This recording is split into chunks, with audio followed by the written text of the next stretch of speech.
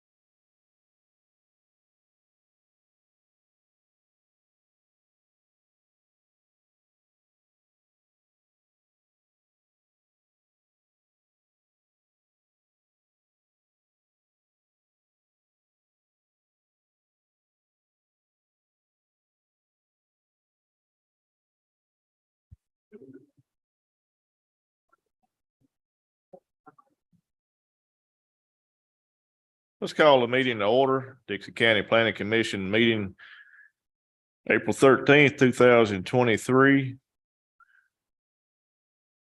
Mr. Berry, would you give devotion, please, sir? Everybody bow their head, please. Let's pray. Heavenly Father, we ask your blessings upon this body tonight. We ask your blessings upon each one here. Lord, we thank you for the fellowship we've had tonight. Thank you for each and every one keeping us all safe and coming out. Lord, we just ask your guidance tonight as we make decisions that affect our county, affect our surroundings, our neighbors. Just be with each one of us tonight. Lord, keep us all safe as we travel back in our separate ways. We ask these things in the name of Jesus. Amen. Amen. Mr. Darnell, would you call roll, please, sir? Todd Berry, here. Tina Ferris. Here. Darren Green, here. Todd Lindsay, Here. Robert Wallace, Here. Tommy Brown, Here. Jeff Chase, here. Shane Chandler, Here. Derek Wheeler, here. Christy Sullivan, Here. Patrick Reagan, here. Robert Coleman. Here. Thank you, sir. At this time, I'd like to recognize all the visitors in the crowd. Glad to have you all out this evening. We do have a sign-in sheet somewhere here in the front. If you have not signed in, please do so before you exit so we can have it on record. All right, we'll move into yes. At this time, I would like to ask for a motion to suspend the rules. The county mayor would like to address the planning commission. So moved. Have a motion by Robert Comer to suspend the rules, a second by other Robert Qualls. All those in any further discussion? If not, all those in favor state aye. Aye. Opposed? Mayor, floor is yours. Thank you. I'll sit here or you want? That's on my other night when I'm here. I like this one just fine this time. I appreciate the courtesy of y'all to suspend the rules. Allow me just speak to you for a second, Chairman and members. Just want to remind y'all, and I think several of y'all were here, may recall in November and December of 2019, I came to you to ask for a moratorium on R2 zoning. We had some issues pop up with an R2 zoning project was coming in, and we appreciate that. I think we came back in May of 2020, and from the work y'all did, and it was carried to county commission approved. So again, thank you. I'm here today because an issue that we've kind of noticed working on with R3 is because potential issues. We noticed some holes in it, much like what was with R2 3 years ago. So what I'm asking is if it to will this commission that we ask that y'all ask for a moratorium again for a 6-month period on R3 rezonings. So staff and y'all have time to look at it and kind of tie some loose ends up together on that. I apologize bringing it to you now, but as you may recall, it was our goal to do it directly thereafter, but that was in November, December 19, and y'all may remember February, March, April of 20, it got pretty weird around here. So I think we all recall what that was. So out of sight, out of mind, it's back in front of us now. So that's simply my request. Again, thank you for allowing me the courtesy to speak to you tonight. I know you took me off the agenda. I'm not on the agenda, so I do thank you for that. But I'll be glad to answer any questions if it's okay with the chairman. But I may have said everything I had to say on that. Okay, any questions for the mayor? Yes, Mr. Comer. Thanks for being here, Mr. Mayor. 6 months is that date runs from not from what we act tonight, but what ultimately is done at County Commission, because County Commission has to approve a moratorium as well, correct? That's true. And if y'all approve that tonight, we'll put it on the May agenda. So the actual approval date would be the 3rd Monday in May. Great, thanks. And you would characterize the need for this as an extraordinary circumstance? I would say it's highly important. Extraordinary, I don't know. All right. Highly important, that's pretty close. Fair enough, thanks. Thank you. Yes, Mr. Qualls. Would that then be, should we probably say that if we're going to grant a moratorium, it would be through the end of November of 2023, which would be 6 months for more than full 6 months after the county commission acts if they choose to do so? That's fine with me. Again, I know we need to talk to our planner and staff on how much time it will take, but the work y'all did on R2 3.5 years ago, I think the template's there. I think we just need to really go back in and fill in the gaps that are very similar to R3. From what I'm looking at, I don't see that it needs to be a monumental change, but it's a significant change that may affect as community continues to grow and more R3s come available to us. Any further questions? Yes, Mr. Mr. Comer. Chandler, I will move that we recommend the moratorium on R3 zoning until the end of November 2023, based on the circumstances cited by the mayor. Yeah, have a proper motion by RJ Comer and a proper second by Jeff Chase to propose a moratorium to the end of November on the R3 zoning. All right. You want a roll call or you want to? Yeah, pretty fine. Can we get a roll call vote on that, please, Mr. Darnell? Todd Berry, Yes. Tina Ferris, Yes. Darren Green, Todd Lindsay, Yes. Robert Qualls, Yes. Tommy Brown, Yes. Jeff Chase, Yeah.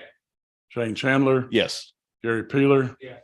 Christy Sullivan, Patrick Reagan, Yes. Robert Comer. Yes. Okay, Motion carried. thank you. Motion carried. Thank you, Chairman. Thank you for your courtesy tonight. Thank you, Mayor. We now need a motion to go back into regular session. Have a motion by Tommy Brown to go back into regular session. Do I have a second? Have a second by Todd Berry. All those in favor state aye. Aye. Opposed? Okay, we're back in regular session and we will go over the minutes of the previous meeting. Has everybody looked over those?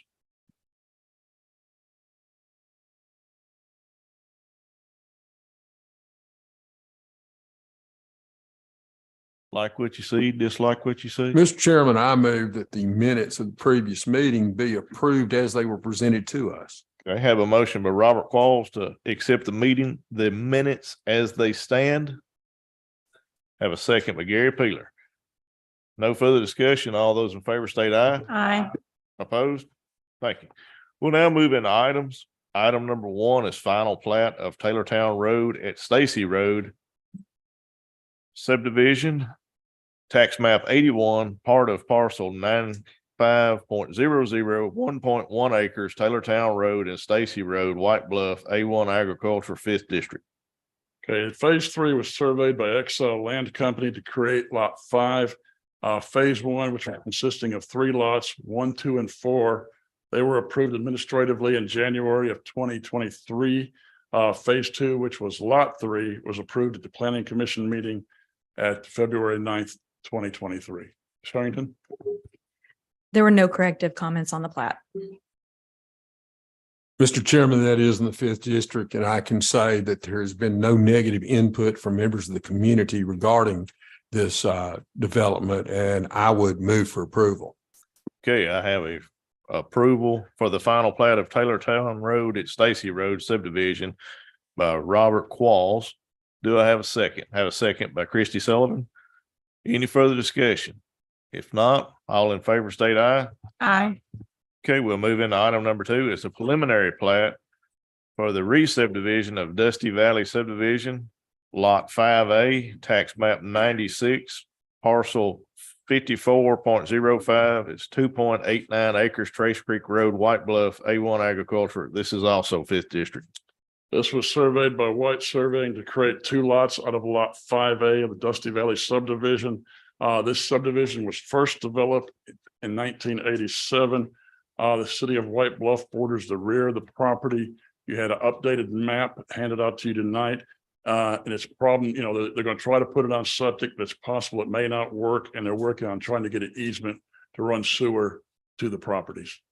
Ms. Harrington? Thank you. The corrections, there have been several corrections that have been received from the applicant. There are only 2 that are fairly minor that are still outstanding. The first is to label the scale, and the second is to provide data from which the location, bearing, and length of all lines can be determined and reproduced on the ground. And just to echo Director Darnell's comment, the lot 5A building envelope does appear to extend significantly onto a proposed permanent ingress and egress easement, which would limit the actual area available for construction. And dependent on the soils testing and available areas of a suitable septic field, the lot division could end up being even more restricted. Thank you. Mr. Chairman, I would again say that I've heard no negative input from the community about this proposed replatting. And I would move for approval subject to the issues that have been addressed, that are been brought up by staff, being fully addressed.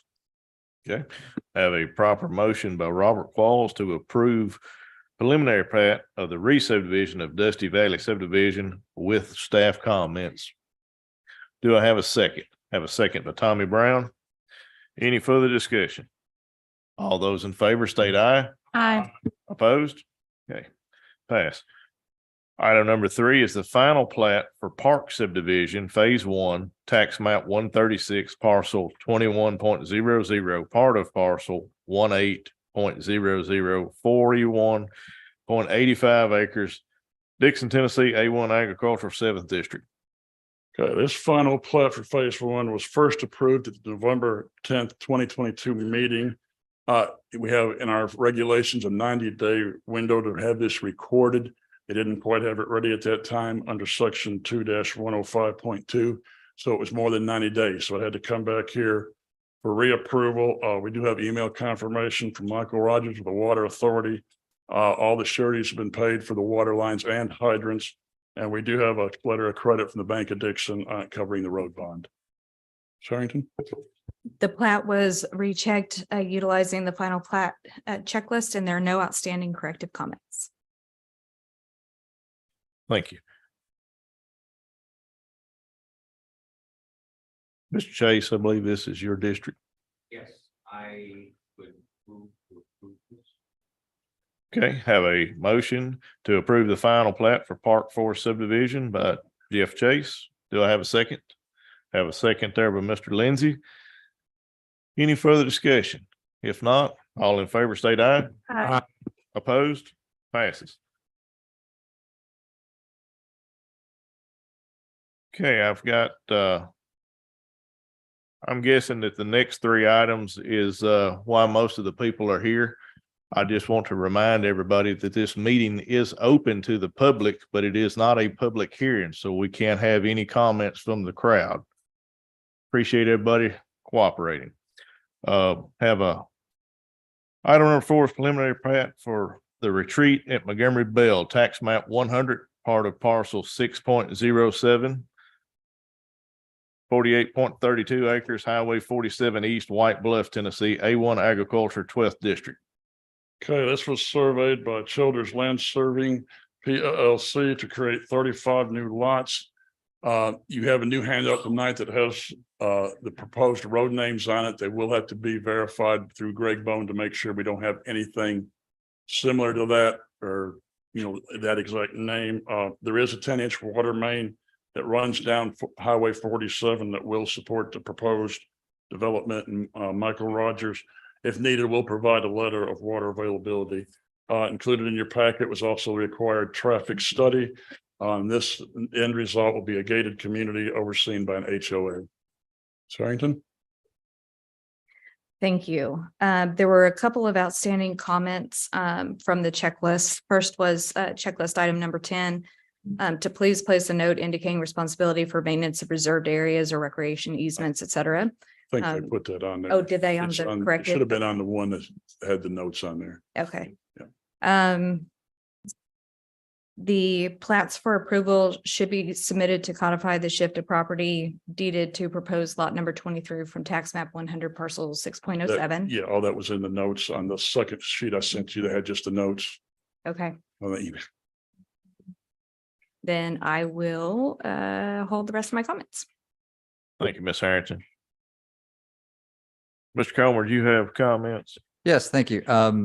I received a significant number of correspondence and contacts from adjacent landowners and nearby landowners about this project. Before I share my thoughts and pursue some concerns, I want to say for the record that I contacted county council to make sure that I was not conflicted and had to recuse on this item. I live 1 mile away from the project. I have no personal or pecuniary interest in the project or any of the properties around it. I shared that with county council and they assured me that there was no conflict and that I did not need to recuse myself. So I just say that for the record.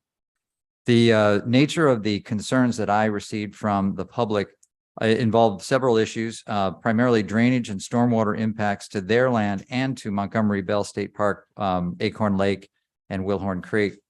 Traffic access and safety was mentioned, incompatibility with rural land uses, incompatibility with Montgomery Bell State Park, defects in the traffic analysis, which we will pursue tonight, and some concerns over the actual nature of the use that is intended on this property and whether it will be used or end up being used as a short-term rental retreat, which would not be consistent with the zone. So I will start by pursuing those issues. First of all, is there a representative for this project here? And is there a traffic engineer also present? No. All right. Go ahead and grab the podium and identify yourself for the record, sir. Name for the record. Chip Hayes. Thank you for being here, Mr. Hayes. Yes, sir. The applicant is Oakstone, correct? Yes, sir.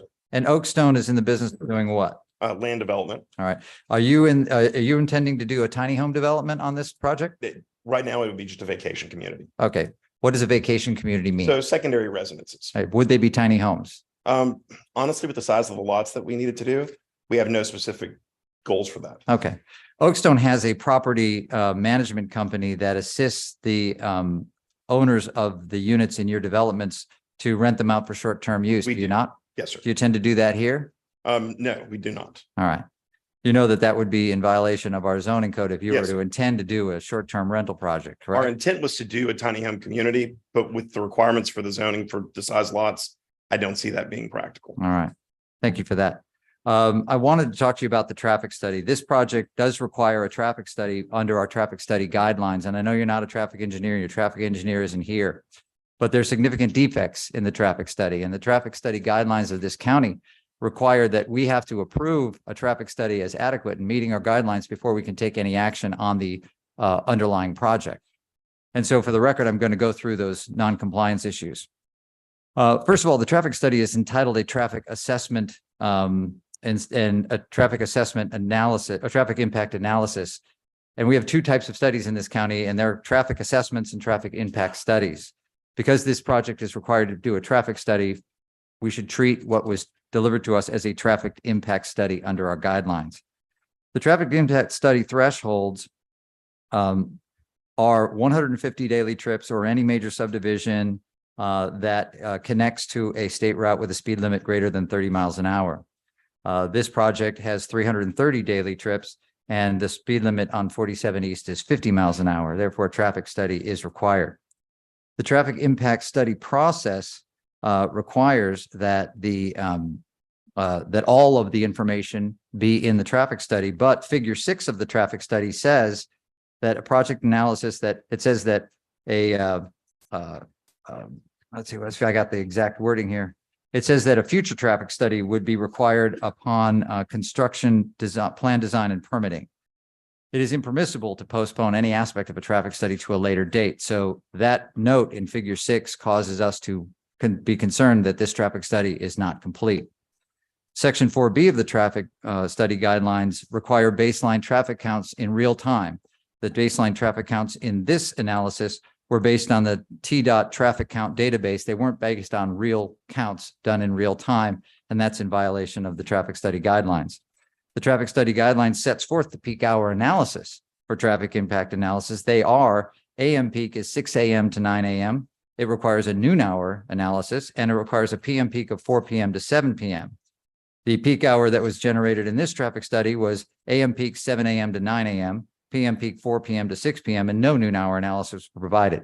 Therefore, and the result of that is that when you shorten the amount of peak hour analysis, you reduce the number of trips in that peak hour inadequately. So that compliance gives us, basically presents with us information that is inaccurate as to what the peak hour trips really are. There was no reference in the study about a nearby projects analysis, which is required in our traffic study guidelines. Now, it may be that there are no nearby projects that require a cumulative analysis, but the traffic study was silent on whether it complied with that procedure or not. And therefore, at the very least, we would have to go back. You'd have to talk to the planning director, make sure that there are no cumulative projects for a cumulative project analysis, and put that in the traffic study. And finally, and this is actually Yeah, there is nothing in that area. but it's not in the traffic study. It has to be in the record. And the last thing is the traffic study should not only just identify potential issues, but make recommendations. The project analysis did an analysis of access B and ultimately concluded that there's an obstructed site visibility looking south. And that was also on figure 6. However, there's no analysis of what the possible corrective or mitigative mitigation necessary for that obstructed view is. It simply says there's an obstructed view and doesn't address how to rectify it or whether it even needs rectification or being rectified. So for all those things I've just said, and I know you're not a traffic engineer, but I have to inform you that there is no way this body can approve this traffic study with this level of defect in it. So at the very least, what we are faced with tonight is an inability to take any action on this project because we don't have an effective traffic study on which to base that action. Going on, however, I am concerned, although I do accept your word on the fact that this is not intended to be a short-term rental project. I'm still concerned that so much of Oakstone's developments are those kinds of developments. In fact, I think I have 27 of 59 rental properties at Deer Lick are short-term rentals. So I look at those kind of numbers and I have to be concerned about whether this use is really going to be compliant with our zone. The difference is this is a 35 lot development and we're over 2 hours away. Fair enough. So we wouldn't be setting up to do that. It wouldn't be practical. Okay, thank you for that. We also have the ability in this planning commission to compare projects to our goals and policies. And we it's within our discretion to apply those goals and policies to any action we take on a subdivision. Goal and policy number E, this is section 1-104 of the subdivision regulations, expects us to minimize the detrimental effects among uses and land structures. I'm concerned that this level of development in a very rural area, next to one of our treasured state parks, is not consistent with that goal. It doesn't minimize the detrimental effects among land uses because it is so different than what everything is around it, especially the state park. In fact, this project shows an access from the project to the state park, which I have confirmed would not be permissible. And I've confirmed that it's very unlikely. First of all, if you did it without permission of the state, it would be illegal. And I doubt very much that it would be permitted. But the fact that that's there is one of the flaws of this particular plat. Section G says to provide for the most beneficial relationship between uses and the efficient traffic movement through the area. Well, as already stated, traffic study is deficient, so we certainly can't meet that goal. And then the first part of that phrase goes to that same compatibility issue. Section J says to prevent pollution of streams and ponds and assure the adequacy of drainage facilities to safeguard the water table.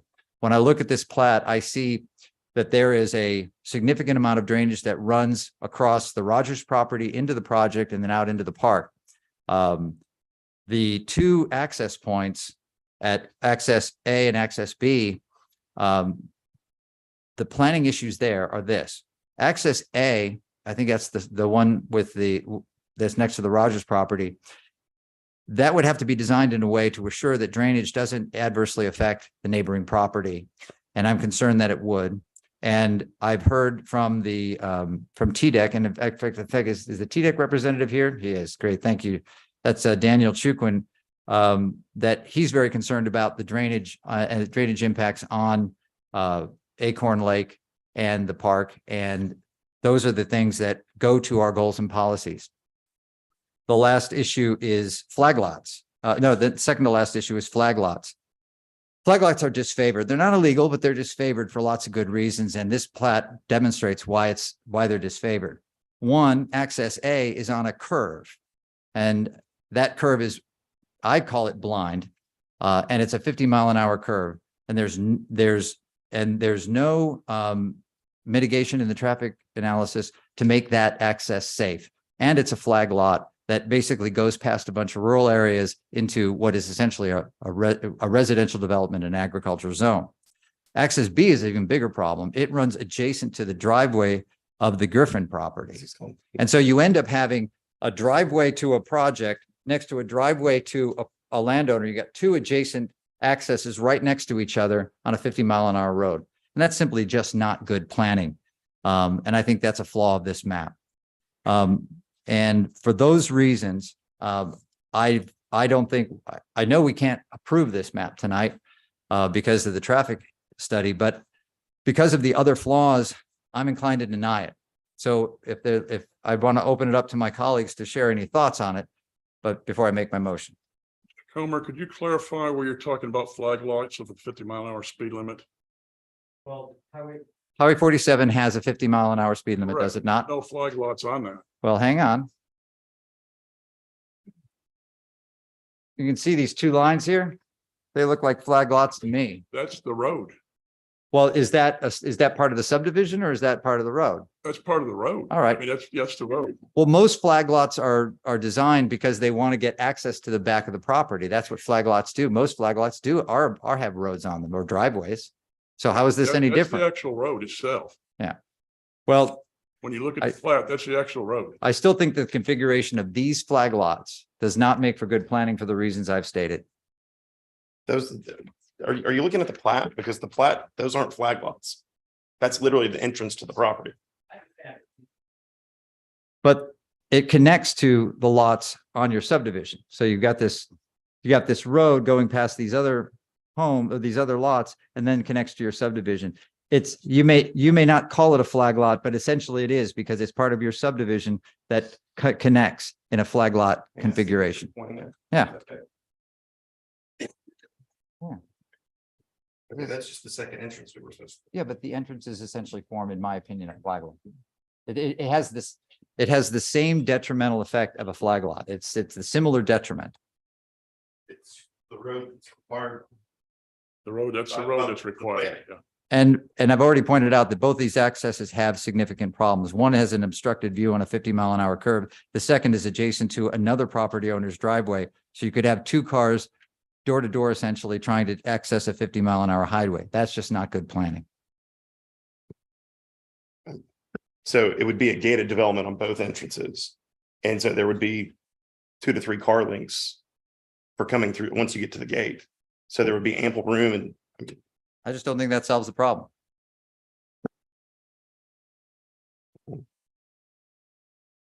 I guess I'm a little taken back that we've worked actually with the county on this to make this exactly what's required by the county.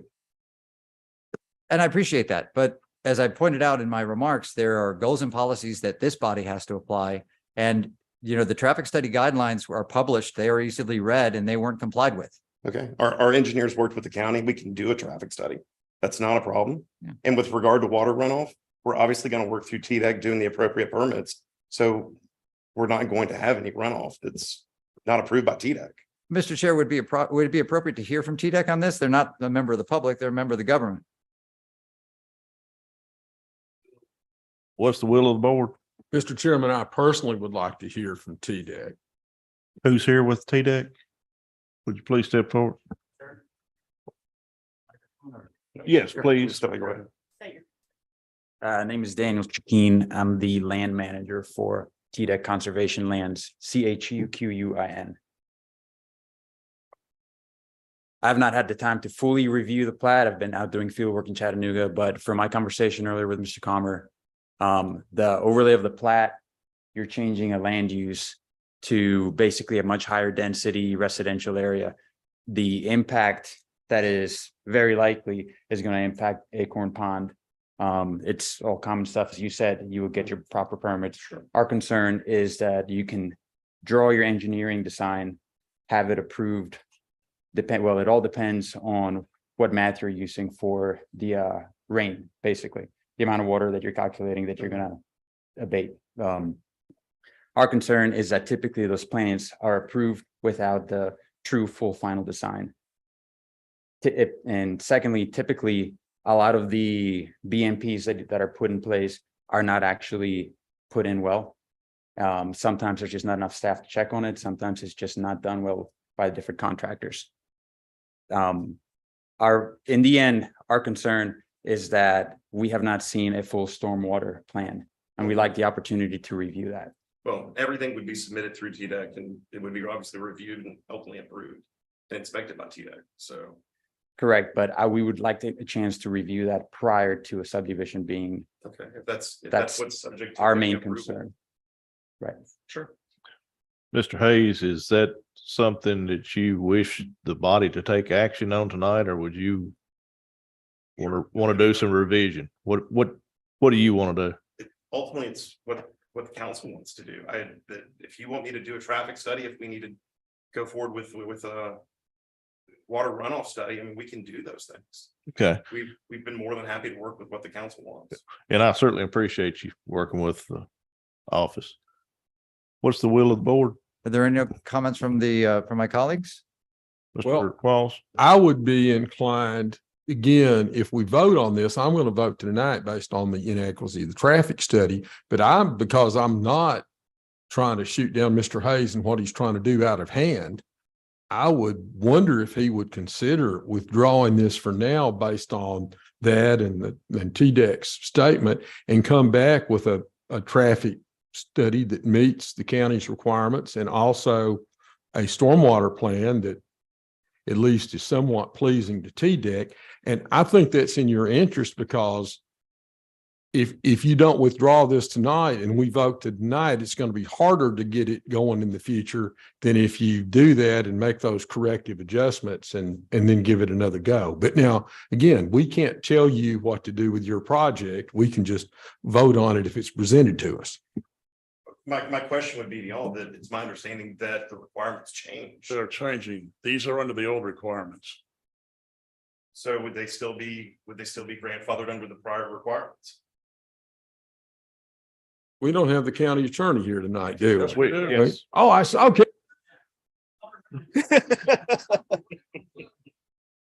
All right, County let's Council, address that. County Counselor. Council, would, if the applicant were to withdraw based on the recommendations to correct the defects, or would he be able to bring back the corrected project under the old rules?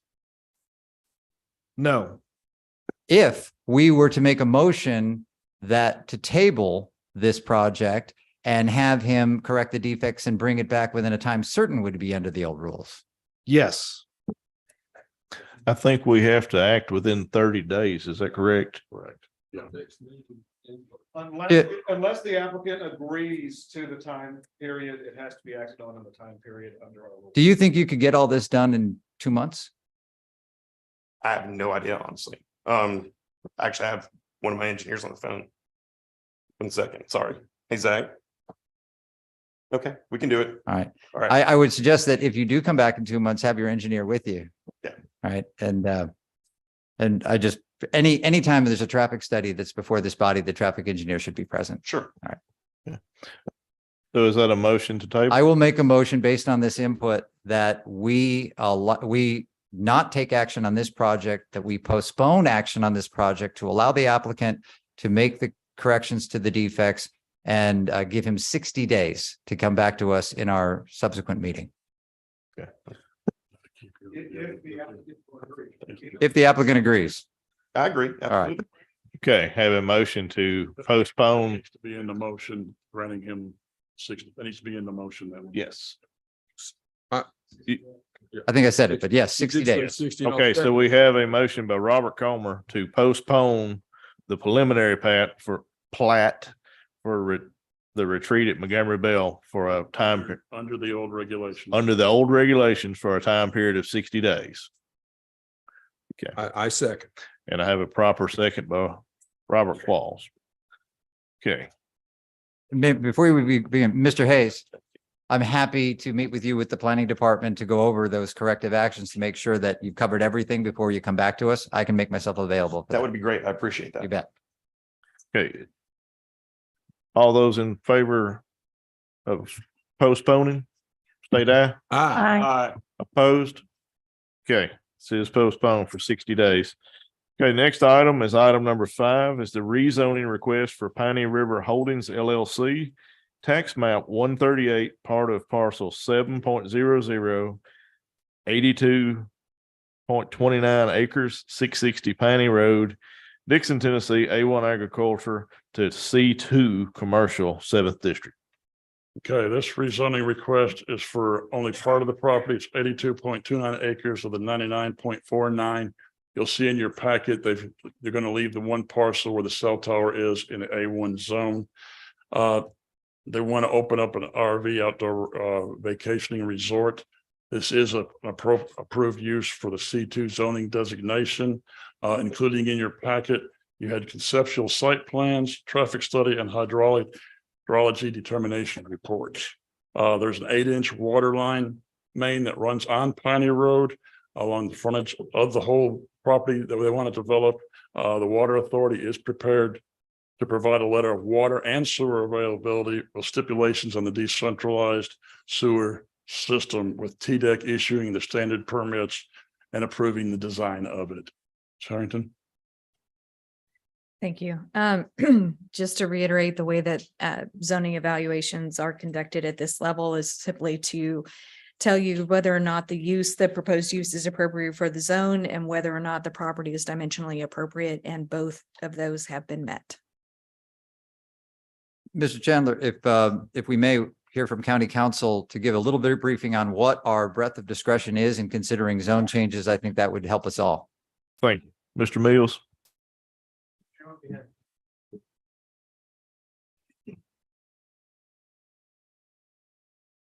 Mr. Chairman, Mr. Comer asked me to look at this issue. I guess this hadn't come up in a while, and it's always a good refresher to know what the boundaries of your discretion are. You have a lot of discretion in dealing with a rezoning. It's not unlimited. Ultimately, your recommendation would go up to the county commission, where they would conduct a public hearing and have a vote. Your vote tonight is a recommendation up or down. There's a particular case I think Mr. Comer looked at and we talked about that really outlines what your action is. It's a legislative act. You're passing a law whenever you rezone a piece of property, and it's intended to protect the health, safety, and welfare of the citizens living in the community covered by that legislative act.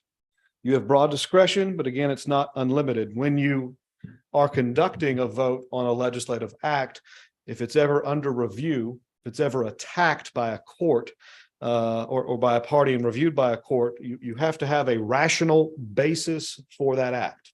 I may not have heard that too often, but that is a term of art. And what that means is it has to be fairly debatable. That's kind of the colloquial courts use. There has to be something. So I'll give you a couple of good examples of what you shouldn't do. You shouldn't have any debate and just vote something down. Really, you shouldn't have any debate and vote something up. You need something in the record. This works for this property in this community is probably enough. Because the property doesn't have unicorns on it is not going to be a rational basis. The court is going to knock that down. Of course, that's absurd.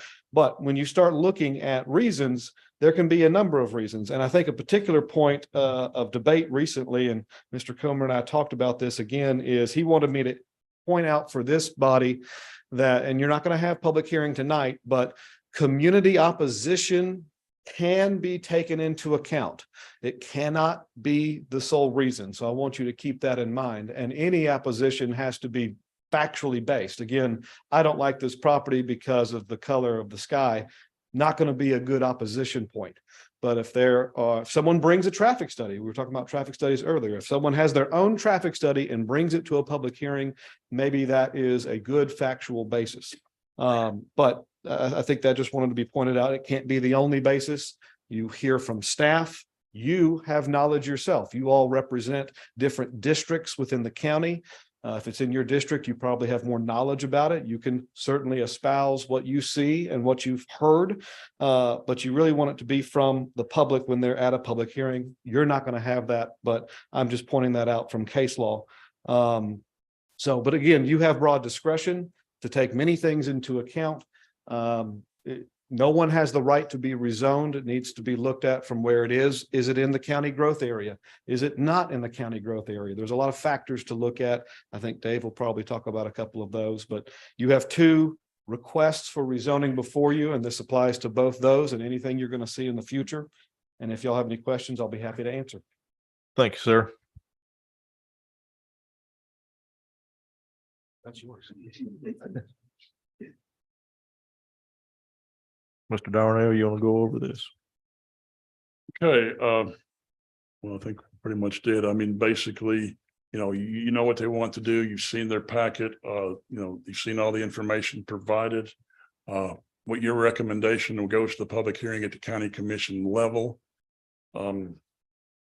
This is a permitted use in a C2 zone, but does have to be rezoned to that. That's, and they are here tonight if you have questions. Ms. Harrington, you have anything to add?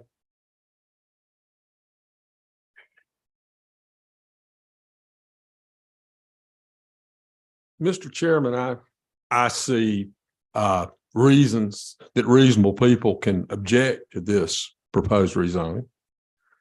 I'm not going to get into my personal experience with too much traffic on rural roads because it's probably not pertinent to this discussion. I'm just certainly aware of the effects of it when it occurs, because I live on a similar winding, non-major thoroughfare, narrow road with no shoulders. Given the nature of this proposed business, it's not very compatible with the agricultural nature of that area. And I will say that knowing this, and I've said it in here before. I realize that in the part of the county where I live, increasingly, the term agricultural is sort of a legal fiction. It's mostly low density residential. Now, there's a few cows pastured next to where I live, but that's the exception in that part of the world more than the rule anymore. It's not the world of my father and my grandfather. But the southwest part of this county is very much a truly agricultural area with lots of livestock farming and other agricultural uses. And the traffic that road is suited to is that sort of thing. Farm implements, pickup trucks pulling trailers, that sort of thing that's not very conducive with large motorhomes and large pickup truck fifth wheel campers and the sort of audience that this campground would obviously be designed for. That's probably my first comment or problem. My second one is that I do feel that this constitutes spot zoning. There's nothing else C2 anywhere near this. And if we just say, well, we want this to happen, so we're going to rezone this, I have a problem with that. I have favored rezoning where it's adjacent to other C2 property, where it's along a major thoroughfare or a state highway or something similar, which this road is none of those things.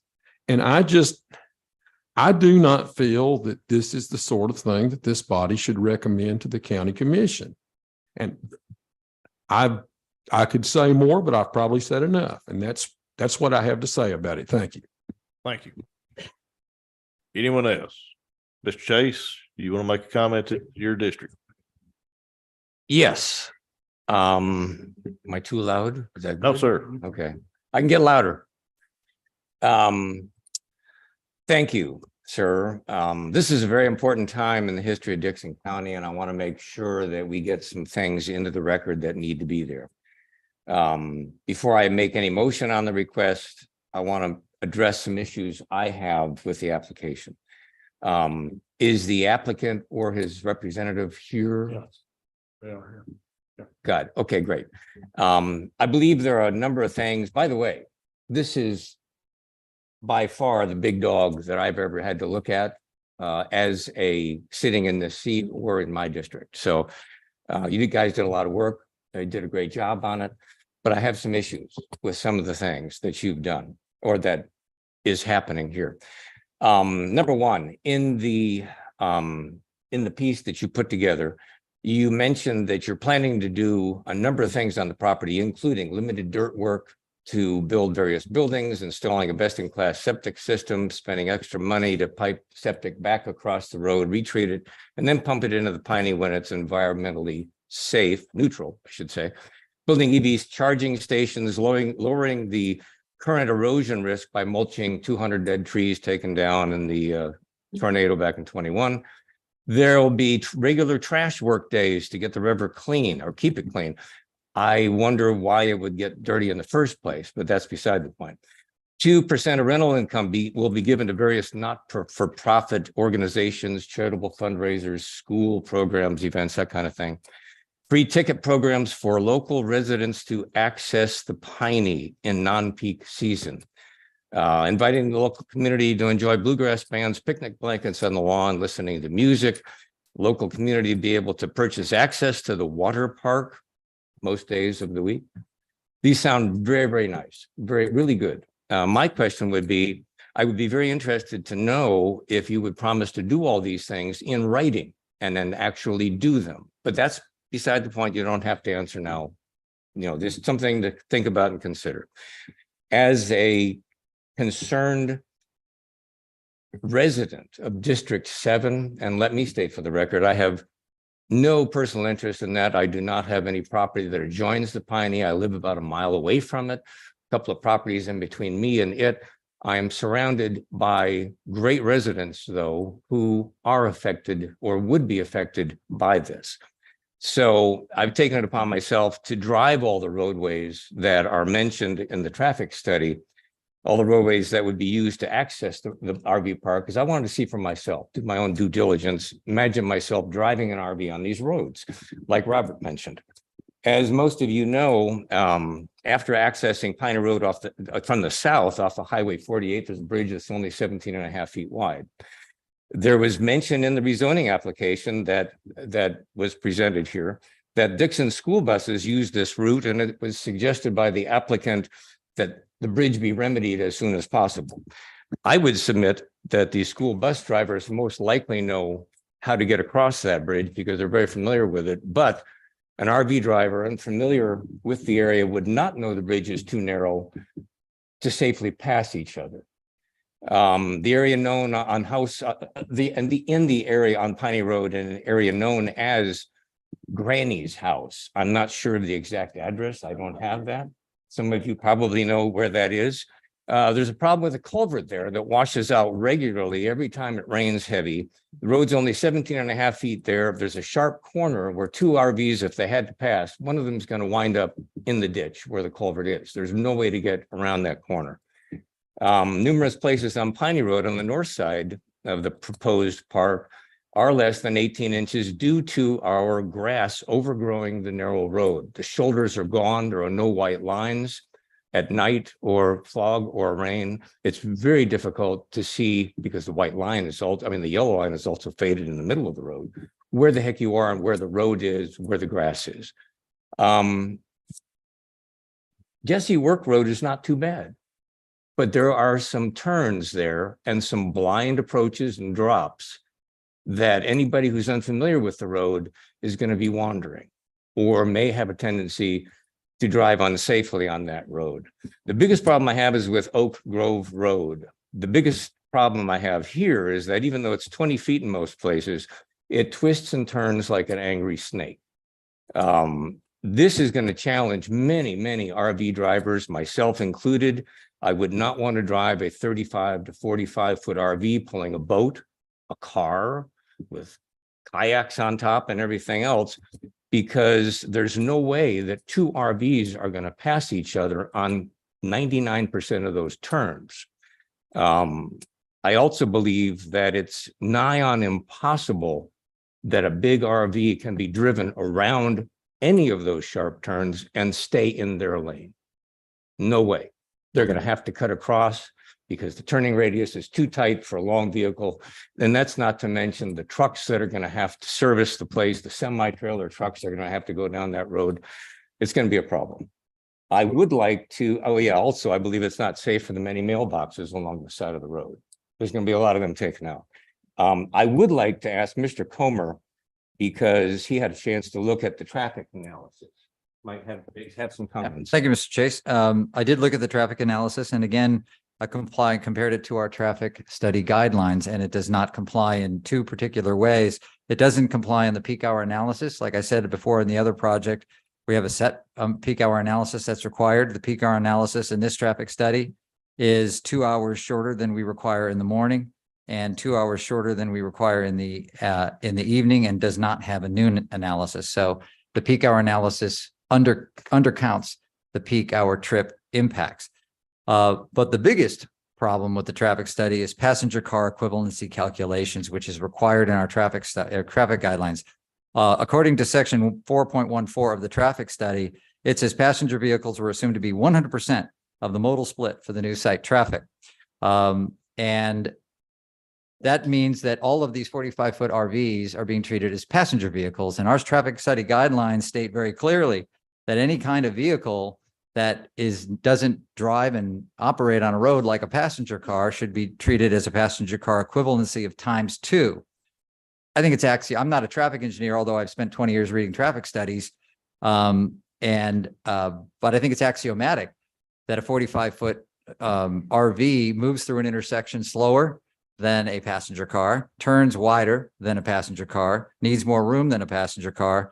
And therefore, the trip counts in the traffic study are undercounted, because with 182 RVs, which is what's in the traffic study, you have to actually multiply that ×2, and you get a real number, or at least a more accurate number of what the RV trips really are on the road. Secondly, there's a number of trips that are generated by this project in its own description that are not studied in the traffic study at all. Namely, providing public access to the Piney River, which is not quantified, is a traffic trip of public traffic trips that are not counted, because the traffic study only counts cabins and RVs. Doesn't count any of the public access that they're promising to provide, including public access to the water park. So all those public access trips are not in this traffic study. And again, that traffic study count is undercounted. Given the conditions of the road, an undercounted traffic study is not only non-compliant, but dangerous. And then if you look at the site plan, you'll see on the site plan, there's a section for food truck area. It's section 19 on the site plan. It's right next to the event barn parking area, which is item number 5 on the site plan. The food truck area is almost twice as large as the event barn parking area, meaning there's going to be a lot of food trucks. Food trucks were not counted in this traffic study. So for those reasons, the traffic study is clearly inadequate and can't be approved, and would require substantial revision before it could be considered. Well, I'd like to add, and I don't know if people realize or don't realize what goes up and down the interstate. I would like to see this have some type of evacuation plan in the event that it was at full capacity and an event going. Just a thought. What is the will of the board? Mr. Chairman, I still have some comments. Oh, I'm sorry, Mr. Chase. It's okay. Please continue. That was a pass off because he does traffic studies and more. Thank you, Robert. I have a question for the applicant. How wide will the planned RV spaces be for each RV?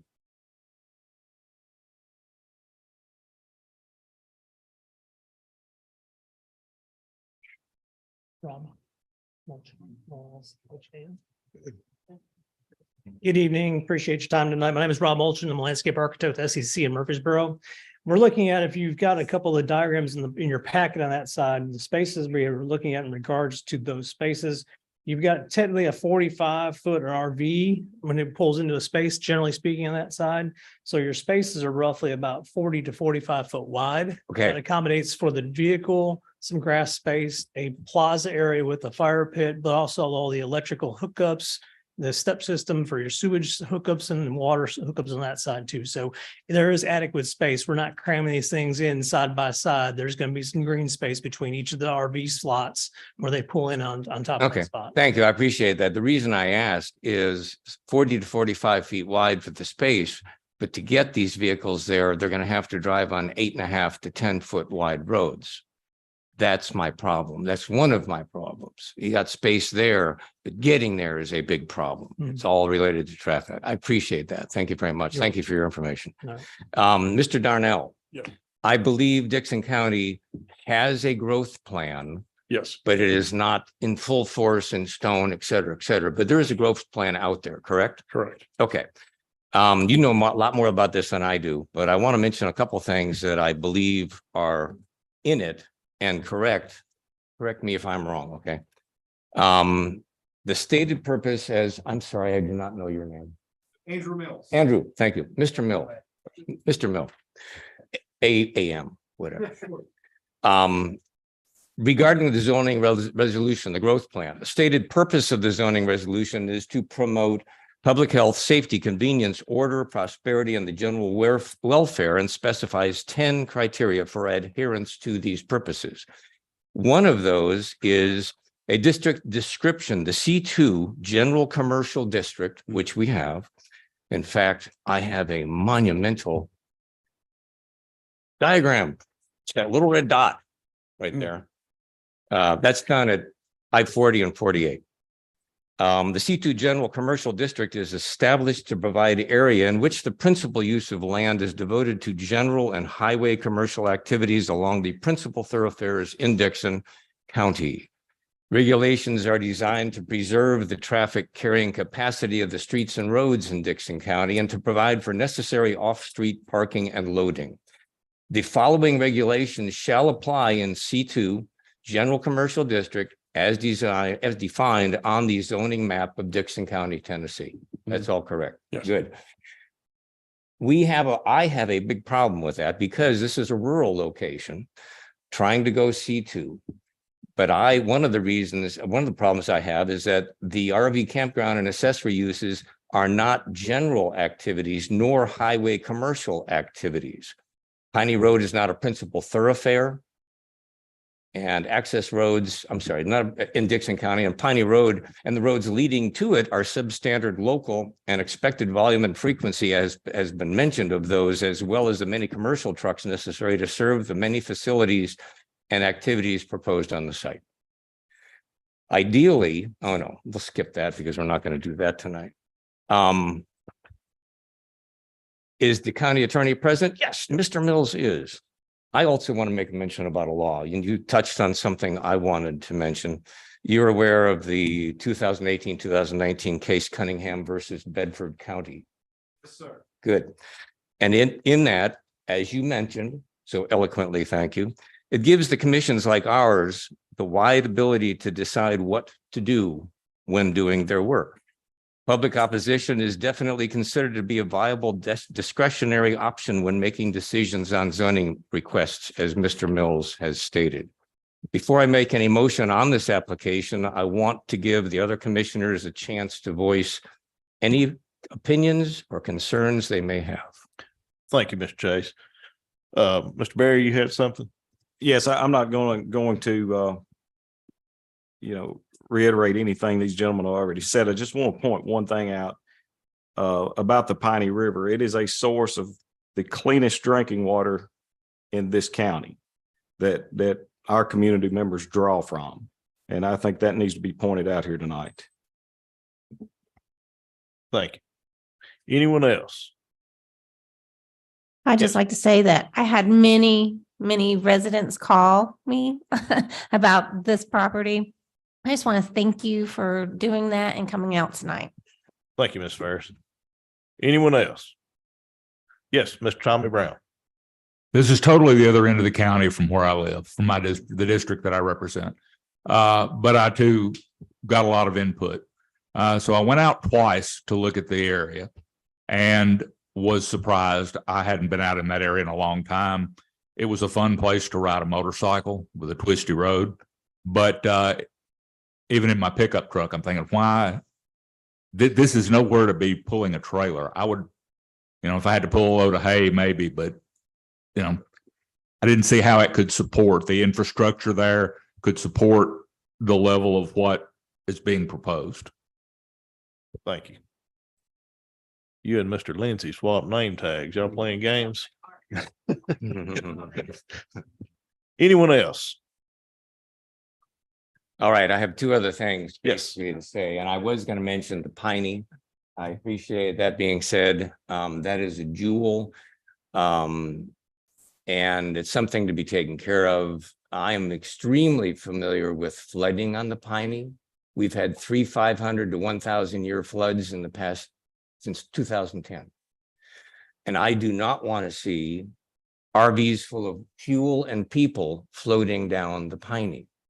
That would be a very bad thing. So I also would like to see some sort of a escape evacuation plan in that. I feel that should have been in there because 182 spaces, 32 spaces, 82 spaces, figure 360 to 500 people are trapped in a place where they may not be able to get out of because a lot of those roads and the access roads are all flooded.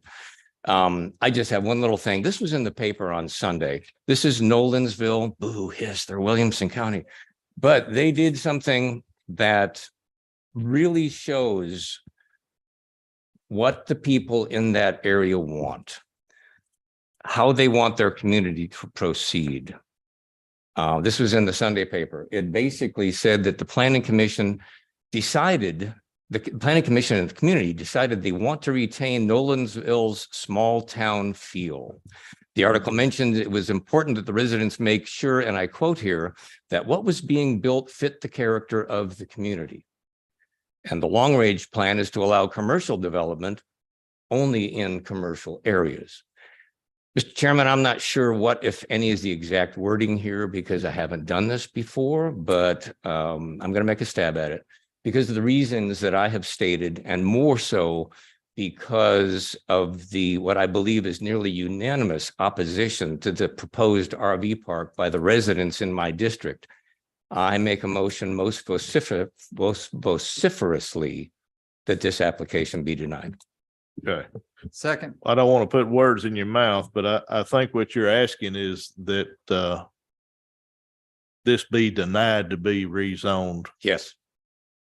So that's a denial on this from Jeff Chase and a second by RJ Comer. Mr. Okay. Chairman, I'd like a roll call vote on Yes. this motion if we could. Yes.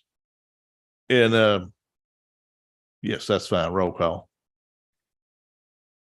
Todd Berry, Just a moment. Let's be clear on how we are voting here, Mr. Chairman. If you vote yes, it is to deny recommending this to be rezoned to the county commission.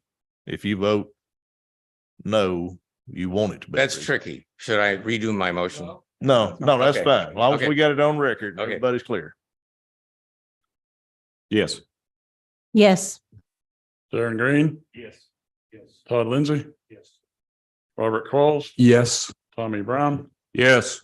Jeff Chase, Yes. Shane Chandler, Yes. Gary Peeler, Yes. Christy Sullivan, Yes.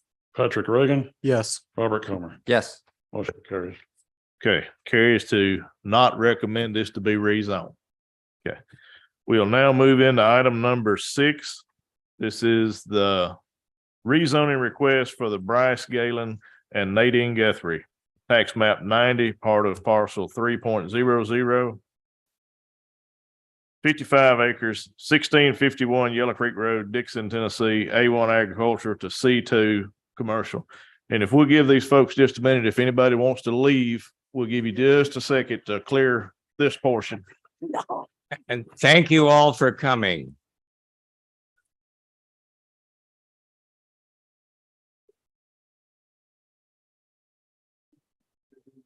Mr. Chairman, how about a short recess? Yes. Let's just take a quick recess unless anybody declines not to. Let's keep it like 5 minutes.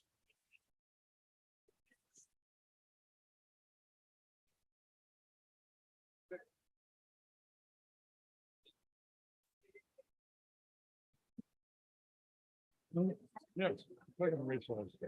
Taking a recess.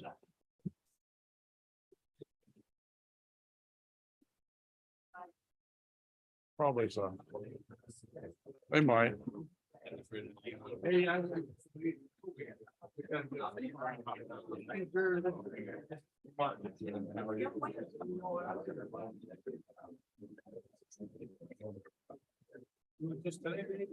Nah, you'll have to have it recorded too. Did Trent, what all did Trent say? Trent already leave? He boogied out as soon as he. Of course he did.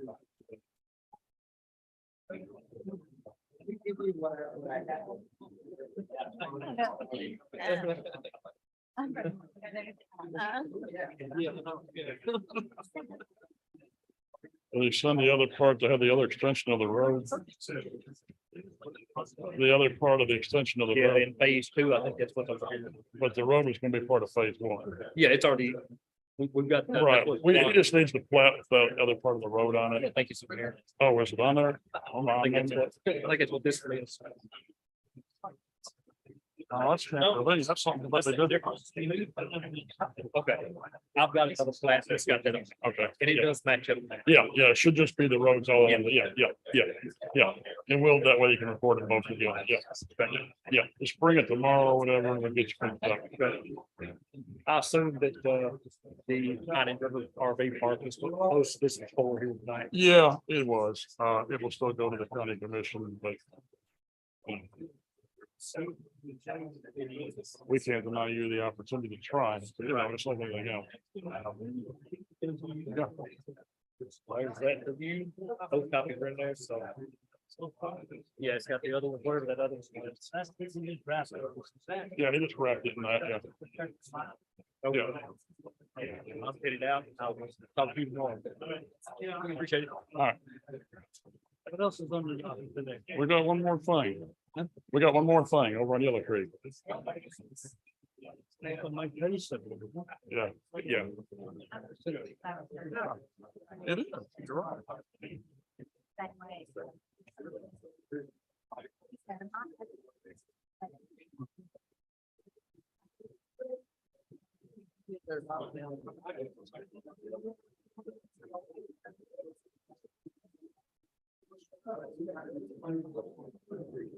Is everybody back?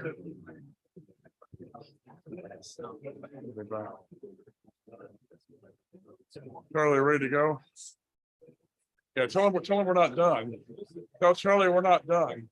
Well, we got one more item.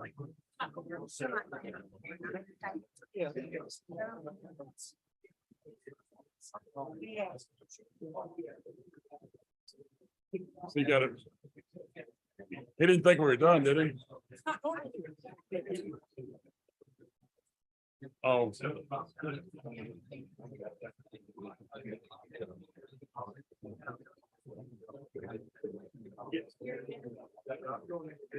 Robert, okay, here's your next one.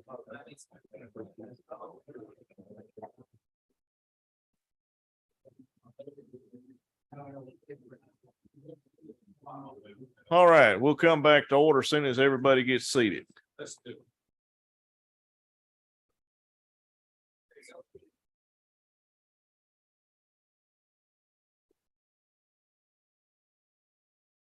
All right, we're back on once again, item number 6, rezoning request for Bryce Galen and Nadine Guthrie, tax map 90, part of parcel 3.0055 acres, 1651 Yellow Creek Road, Dickson, Tennessee, A1 agriculture to C2 commercial, be the third district. Okay, this rezoning request is a revised vision for the property located at 1651 Yellow Creek. Where originally they come back with 96 acres. This here is a little bit over half of it for 55. They still want to build the 10 cabin tourist court. They will divide this property into 3 separate tracts. That way we don't have a split zone piece of property, and the majority of the road frontage will remain A1. And the stipulation would be that all survey work would have to be done before public hearing. Sarrington? I have nothing further to add. Okay. This is District 3. Anybody have anything? I'd like to make a recommend a decline on this Yellow Creek project. Okay, as Mr. Comer had stated earlier, what is the reason why we would decline this project? Yeah, put it on there, RJ. Enlighten us. If I may, the issues here have to do with compatibility. And also, we only received a day ago the revised proposals, versions 1 and 2, that show what they would divide or how they would divide this acreage from the original 95 to a smaller amount. Version come in your packet. He sent you the other yesterday. Yeah, we got them yesterday, and I appreciate that. That would be a different version altogether. So the issues that have come about on this project is, although we applaud the applicant for trying to reduce, the amount of C2 zoning, the fact still remains that the original issue we had, and that is changing this to C2 in a primarily rural area, even though it's in the growth plan, still invites future C2 uses that we can't foresee, and we're not comfortable with the compatibility issue of the C2 zone in this area. And it's not about this particular use. It's about whether a C2 zone is appropriate for this rural area. And we don't believe that it is. And I say we, meaning myself and the people that have contacted me about this.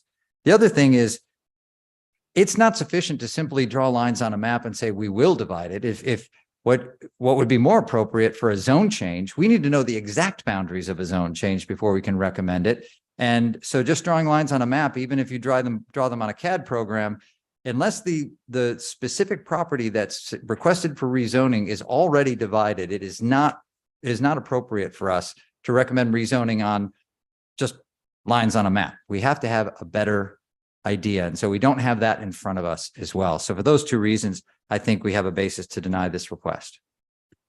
Okay, I have a proper motion. Well, I have a proper motion. Was yours a second to deny? It can be considered a second, sir. Okay, so I have a proper motion by Darren Green to deny this request and a proper second by RJ Coleman. Do we have any further discussion?